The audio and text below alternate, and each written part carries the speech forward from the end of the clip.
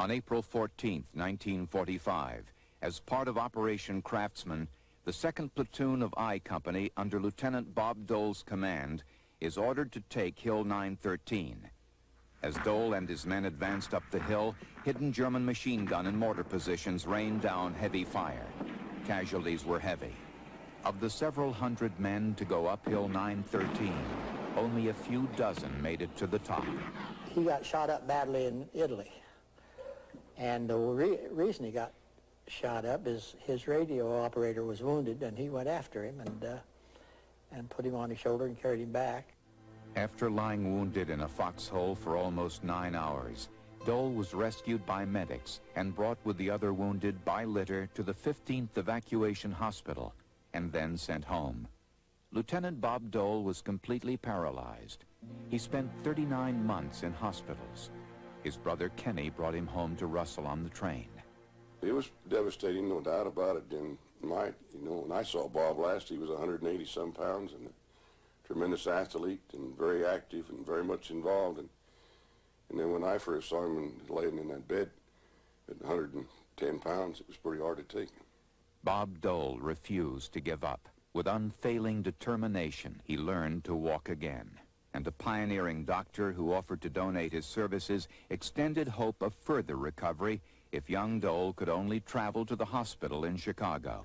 There were some hospital costs involved, and the Dole family simply didn't have the money at that time, and not many other people did either, so they do what they do in a town this size in central Kansas. You do what you can to help out. So they started to fund out the VFW, and then I think every store in town had a Bob Dole box where people dropped money in. People just were behind him 100%.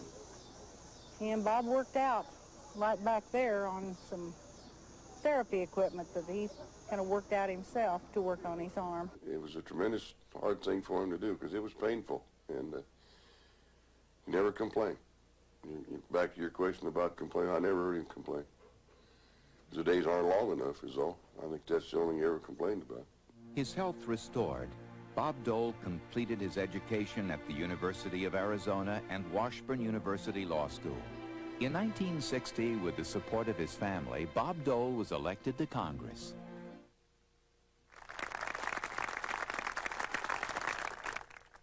We have a lot of problems in America. You know, we're not perfect by any stretch of the imagination. A lot of us in politics make mistakes. Our government makes mistakes. Even maybe some in the audience have made a mistake or two, so none of us are perfect. But compared to what? As I've said many times, in the 27 years I've been in the Congress of my state of Kansas, I've never had a single letter from anybody in Kansas saying, Bob, get me out of this awful country. But I've had a lot of requests and a lot of letters from a lot of people saying, how can I get my mother into America? How can I get my husband, my children? America's a pretty good place. And we want to make it better. We want better opportunities, yes, for young farmers, and better opportunities for our children, and better opportunities not only in education, but in the private sector, in agriculture, wherever it may be.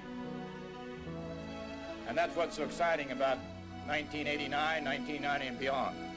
I happen to believe we're just on the threshold of many, many opportunities. And I believe the American people, whether you're Democrats or Republicans or independents, are looking for strong leadership.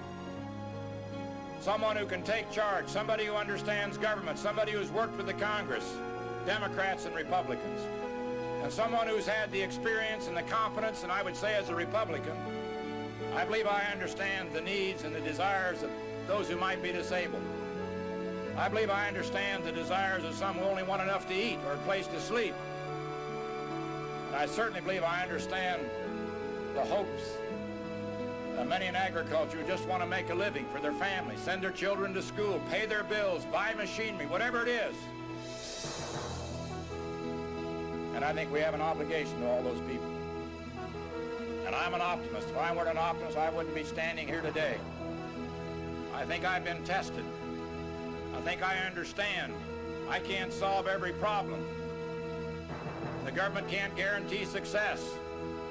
We can't guarantee that no one will fail in America. I think I said we all have pretty much the same ideas and the same hopes and the same dreams.